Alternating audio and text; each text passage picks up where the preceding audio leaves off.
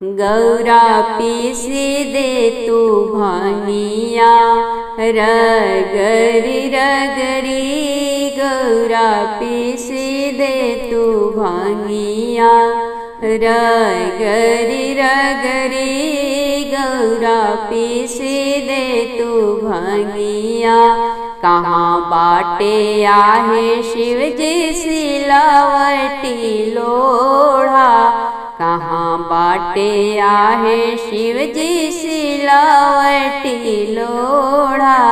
कहाँ बाटे आहे शिव जी, कहाँ बाटे आहे शिव जी। भांगिया के गठरी गौरा पीस दे तू भांगिया रगरी रगरी। गौरा पीस दे तू भांगिया। अंगने बाटे आहे गौरा सिलावटी लोढ़ा। अंगने बाटे आहे गौरा सिलावटी लोढ़ा।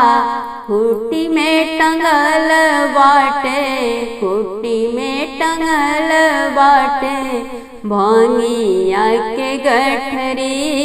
गौरा पीस दे तो भांगिया रगरी रगरी। गौरा पीस दे तो भांगिया। रोई रोई गौरा जी पीसली भांगिया। रोई रोई गौरा जी पीसली भांगिया। लोरवन भेजला, लोरवन भेजला गौरा के अचरी।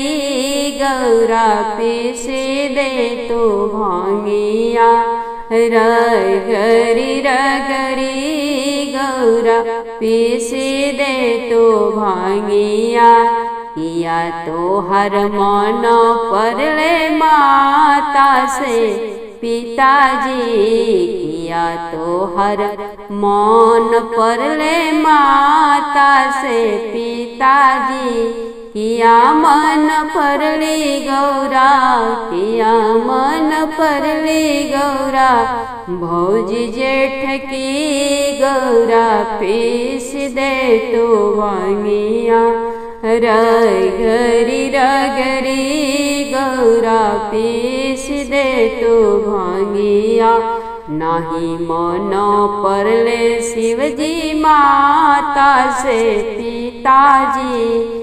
नाही मन परले शिवजी माता से पिताजी। नाही मन परली हमके, नाही मन परली हमके भौजी जेठ की। गौरा पीस दे तो भांगिया रगरी रगरी। गौरा पीस दे तो भांगिया।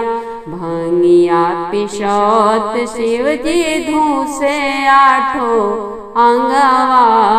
भांगिया पिसत शिवजी दुखे आठो अंगवा। चिलम बोझत जरल, चिलम बोझत जरल मोरी चिटुकी। गौरा पीस दे तो भांगिया रगरी रगरी। गौरा पीस दे तो भांगिया। पियल छोड़ बिगौरा भांगिया धतुरवा। पियल हम छोड़ बिगौरा भांगिया धतुरवा।